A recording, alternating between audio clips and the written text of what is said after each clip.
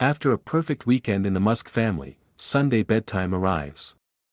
Building a treehouse, making pancakes, and reading books about ocean animals filled their days.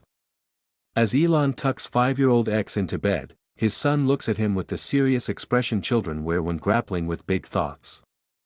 "Dad, can I ask you something important?" X says softly. What follows hits Elon like a physical blow, words no divorced father wants to hear. X wants to completely change the custody arrangement. The 5-year-old explains his reasoning with innocent wisdom that nearly unravels his father, leaving Elon facing a choice that will define their relationship forever. It was a Sunday evening when Elon Musk settled into the familiar routine of putting his 5-year-old son, X, to bed. The weekend had been a cherished one, brimming with shared moments that had become increasingly precious since the divorce and the custody agreement that split Elon's time with his children. Together, they had constructed a treehouse in the backyard, flipping through blueprints X had scribbled with crayons, hammering nails with careful guidance. Breakfast had been a messy delight of pancakes, with X giggling as batter splattered on the counter. Later, they curled up with books about ocean creatures, X's eyes wide as they explored the mysteries of jellyfish and sharks. These small joys were the threads that wove their bond tighter, especially in the wake of a separation that had reshaped their family. As Elon prepared to switch off the bedside lamp, casting the room into the soft glow of a nightlight shaped like a rocket, X gazed up at him. The boy's face held a gravity that seemed out of place on someone so young, a look that often appeared when he wrestled with thoughts too big for his age. "Dad, can I ask you something important?" X's voice was a whisper, tentative yet resolute. "Of course, buddy, what's on your mind?"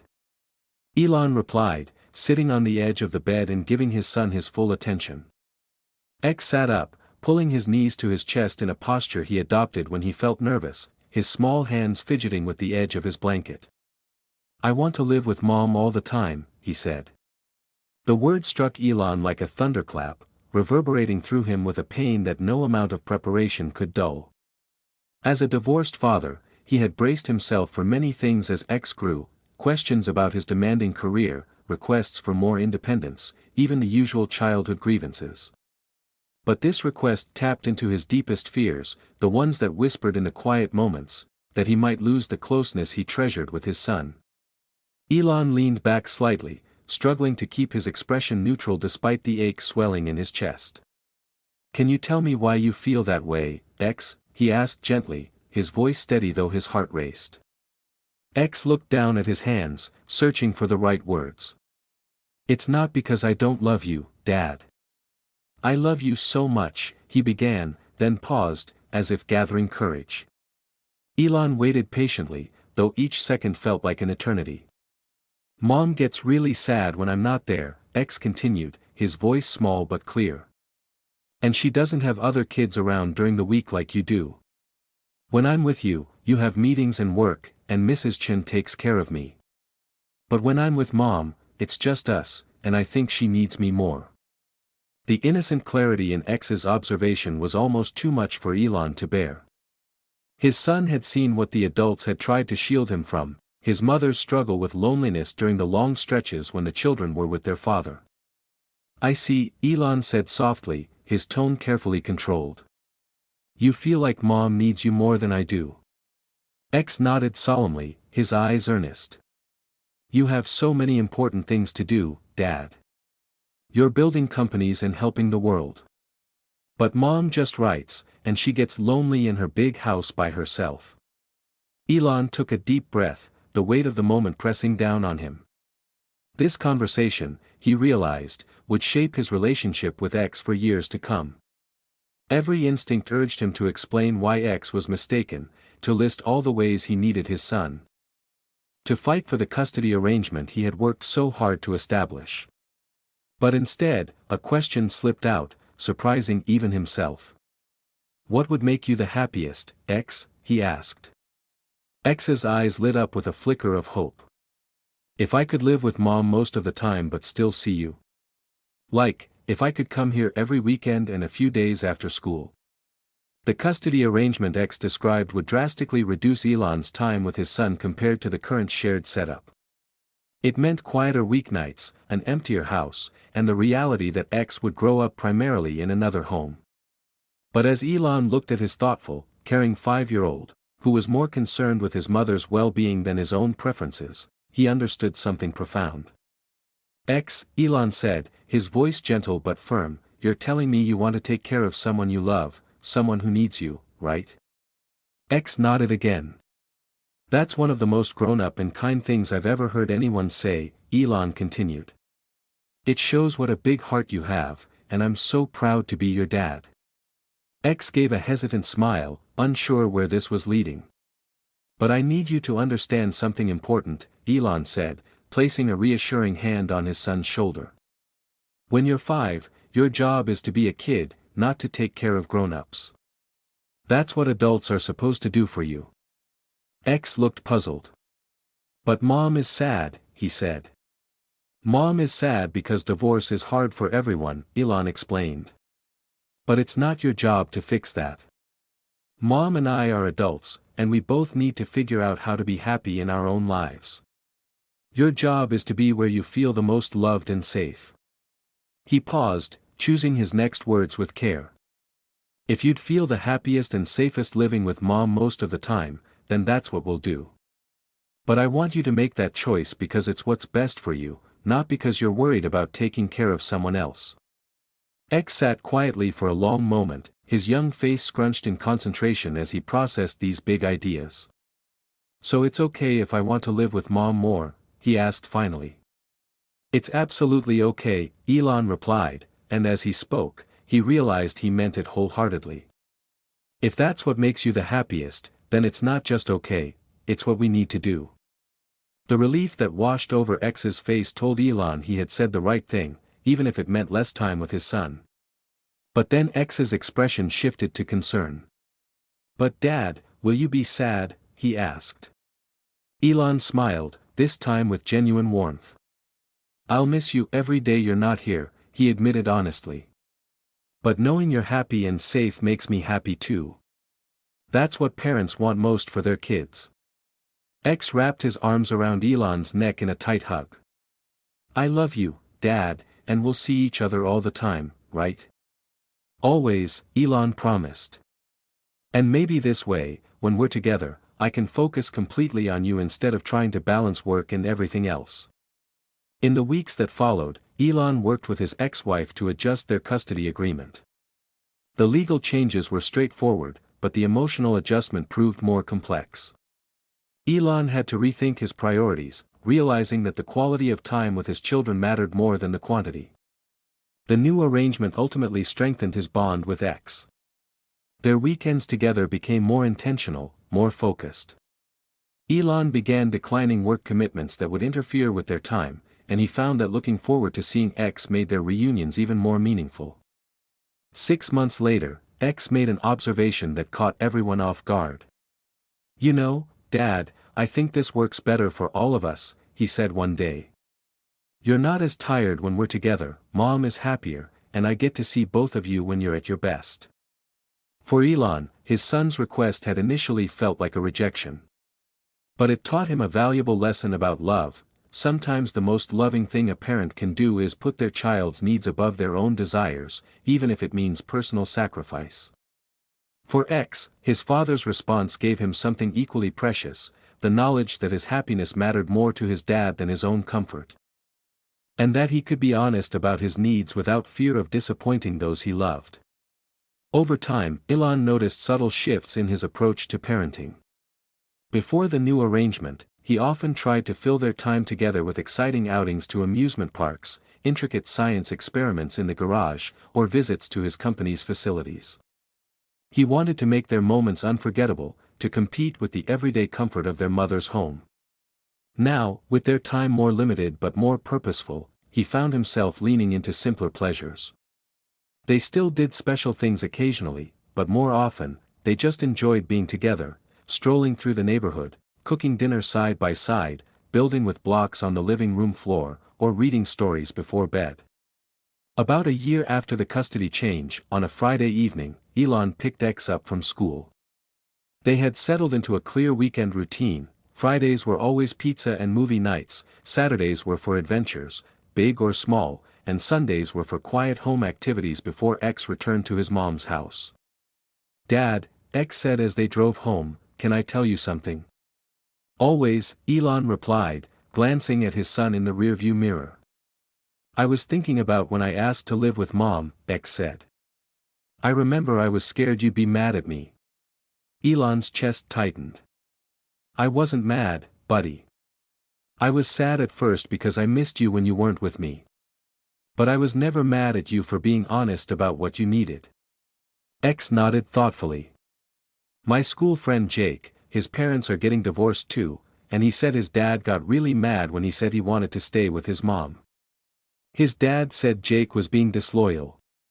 Elon frowned. "That's not fair to Jake. Kids shouldn't have to worry about being loyal to one parent or the other. Your job is to just be a kid and grow up feeling loved and safe." "That's what I told him," X said proudly. "I told him you said kids should be where they feel happiest and safest." Elon smiled, touched that his words had meant so much to X that he shared them with a friend. "That was good advice for your friend. Jake asked me if I'm happy with our setup," X continued. "And I told him yes. I told him I get special time with you on weekends, and you don't get distracted by work like you used to.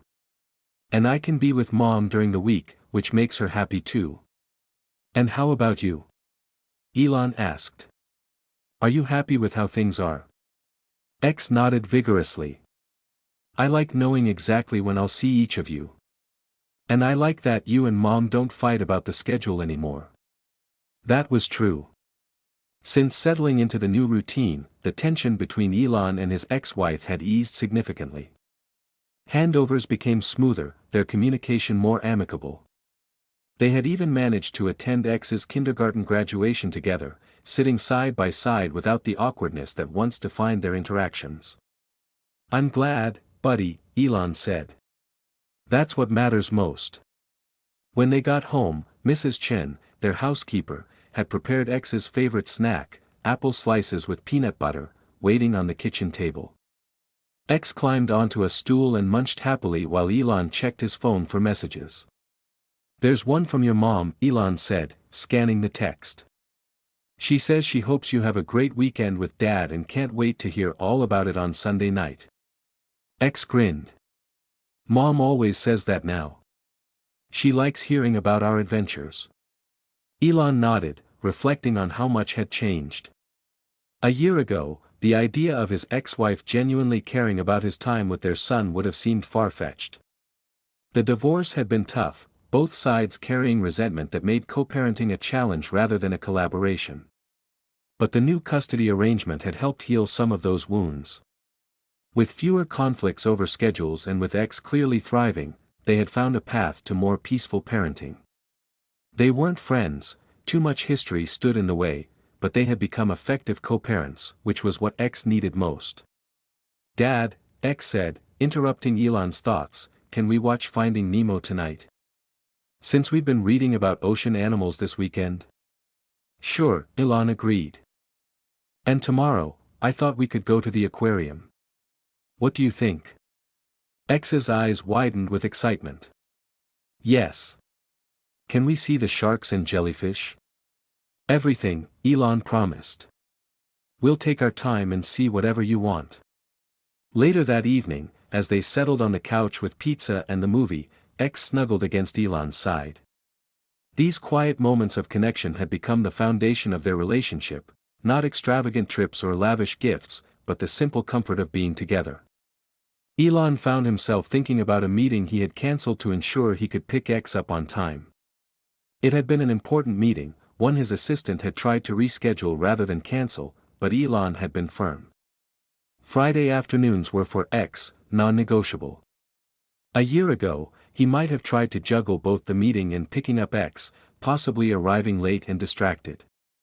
He would have justified it as necessary, telling himself his work mattered too, that he was building a future that would benefit X in the long run. Now, he understood that from X's perspective, the present was what counted most. These early years would lay the foundation for his son's sense of security and self-worth. The lessons X was learning, that he was worthy of his father's undivided attention, that his needs mattered, that honesty was valued in their relationship, would shape the person he'd become. Halfway through the movie, X fell asleep against Elon's side, his breathing deep and even. Elon carefully adjusted the blanket over his son's shoulders, trying not to wake him. He studied X's peaceful face, so much like his own yet uniquely his son's, the sweep of dark lashes against his cheeks, the faint crease between his brows even in sleep, the way his lips parted slightly as he breathed. A wave of love washed over Elon, so intense it almost hurt. This child, who had entered his life 5 years ago, had changed him in ways he never could have predicted. X had taught him about love, sacrifice, and joy more than any other experience in his life. When the movie ended, Elon gently scooped X up and carried him to his bedroom. The room was ready for him, though he only slept there on weekends. His favorite stuffed animals lined the bed, books sat on the shelves, and a dresser at the foot of the bed held toys. Elon had made sure X's room in his house remained a space that felt truly his, a place where he belonged, even if he wasn't there every day. As he tucked X in, the boy stirred slightly. "Dad," he mumbled, not fully awake. "I'm here," Elon whispered. "Go back to sleep, buddy." "Love you," X murmured, his eyes already closing again. "Love you too," Elon replied. "More than anything in the world." In the hallway outside X's room, Elon paused to look at the photos lining the wall, a timeline of X's life from infancy to now. There were pictures of his first steps, his first birthday, his first day of kindergarten. Photos with both parents from before the divorce, and photos after, showing that life had continued to be filled with joy and connection despite the family's changed structure. Elon touched one photo in particular, X at around 3 years old, perched on Elon's shoulders at the beach, both of them laughing at the camera. It had been taken during a rare family vacation when Elon had managed to step away from work for a full week. He remembered how present he'd felt during that trip, how connected to his family. That sense of connection was what he was trying to recapture now, not the external trappings of a perfect family getaway, but the internal experience of being fully present with each other during the weekends they shared. The next morning, X woke early, buzzing with excitement for their planned aquarium trip. He burst into Elon's room at 6:30, already dressed in the outfit he'd laid out the night before, a blue shark t-shirt and his favorite jeans. Dad, wake up. It's aquarium day," he announced, climbing onto the bed. Elon groaned good-naturedly. "The aquarium doesn't open until 10, buddy, but you're right, we should have breakfast first," X reasoned. "It might take a long time to get there, and we don't want to be late." "You're right," Elon agreed, sitting up and running a hand through his tousled hair. "How about we make pancakes again? With blueberries this time?" "Yes." X cheered, already heading for the door. "I'll get the mixing bowl ready." By "get ready," Elon knew X meant he'd drag a chair to the counter and pull out every possible ingredient they might need, plus a few they definitely wouldn't. But this had become part of their pancake routine, X helping with enthusiasm, if a bit chaotically, while Elon gently guided the process, letting X feel in charge. In the kitchen, Elon found X already perched on his chair by the counter, surrounded by flour, sugar, a carton of eggs, blueberries, chocolate chips, in case we want chocolate ones too, Dad, honey, maple syrup, and various spice jars. "Looks like you've got everything we need and then some," Elon said with a smile. "I wasn't sure which kind of pancakes you'd want," X explained seriously. "Blueberry sounds perfect to me," Elon said. "How about we play some music while we cook?" X nodded eagerly. "The Dinosaur Song." The Dinosaur Song was actually a folk tune about fossils that X had become obsessed with after a museum visit months earlier. Elon had heard it so many times he could recite the lyrics in his sleep, but the joy on X's face as he sang along made it worth hearing for the 100th time. As they measured and mixed, flour inevitably dusting their clothes and the counter, Elon found himself reflecting on how different this was from his typical weekday mornings. During the workweek, breakfast was often rushed, a protein shake downed while scanning emails, or skipped entirely in favor of coffee. These weekend mornings with X had a different rhythm, slower, messier, filled with chatter and laughter. It reminded Elon of his own childhood, Sunday mornings when his mother would cook breakfast for the family.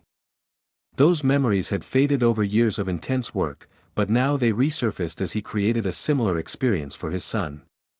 The pancakes, when finally served, were slightly misshapen but delicious. X insisted on adding a few chocolate chips to his extra aquarium energy, a negotiation Elon happily lost.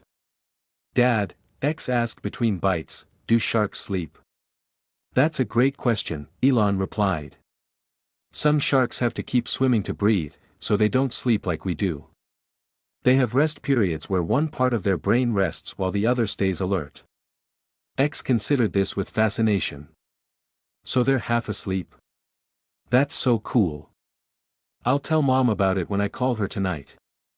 That was another new tradition. X called his mom every evening when he was with Elon to say goodnight, and when he was with his mom, he called Elon. It was a small gesture, but it helped X feel connected to both parents, no matter where he slept. After breakfast, they cleaned up together, X washing the mixing bowl in a sink full of bubbles while Elon wiped down the sticky counter and prepared for their aquarium adventure.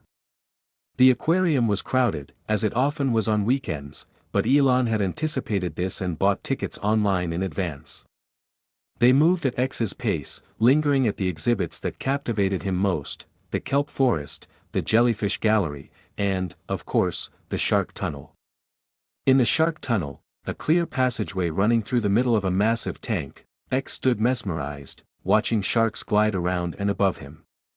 His face tilted upward, eyes wide with wonder, small hands pressed against the thick glass. "Dad, look," he whispered as a tiger shark swam directly overhead. "It's looking right at me." Elon watched his son's face, the blue light from the water casting reflections across his features. In moments like these, Elon could almost see the person X would become, curious, thoughtful, full of awe for the world. Other families hurried through the tunnel, eager to see the next exhibit, but Elon was content to stand with X as long as he wanted, watching the silent ballet of the sharks. "Did you know," Elon said quietly, "that some shark species have been around since the time of the dinosaurs?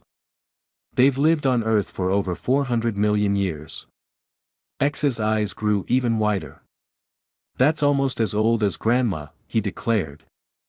With the delightful lack of temporal perspective only a 5-year-old could muster. Elon laughed. "Not quite that old, but yes, they're ancient creatures. They've survived because they're perfectly adapted to their environment. They know exactly what they need to thrive." X nodded seriously, absorbing the information. Then he looked up at his dad. "Dad, I'm hungry. Can we have lunch soon?" The swift shift from contemplating ancient sharks to addressing the immediate need for food was so quintessentially 5-year-old that Elon had to smile. "Of course. There's a cafe here with a view of the sea lion pool. Want to eat there?" "Yes." X agreed enthusiastically. "And after lunch, can we see the sea otter show?" "We can see everything you want," Elon promised.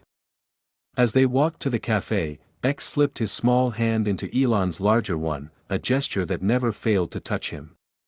Despite all his extraordinary achievements, building companies, pioneering technology, amassing wealth, nothing compared to the simple feeling of his child's hand in his, the trust it represented. Lunch was simple for both of them, fish and chips, eaten while watching sea lions swim and play in the pool below the cafe's viewing platform. X, as always, peppered him with questions, and Elon answered each one as thoughtfully as if. This concludes our narrative journey. I trust you found this gripping saga of intrigue, cutting-edge innovation, and astonishing discoveries captivating. From where are you tuning in today? I'm curious to learn which corner of the globe this tale has touched. If this escapade held your interest, please give this video a thumbs up and consider subscribing to the channel for a steady stream of compelling, mind-expanding stories just like this one. Fresh material is posted frequently, ensuring you're always in the loop for the newest spellbinding adventures. Be sure to pass this video along to your loved ones and friends. It's a great way to share positivity and insight while expanding our circle of story enthusiasts. Your encouragement is invaluable. Thank you for joining me, and I look forward to welcoming you back for the next tale.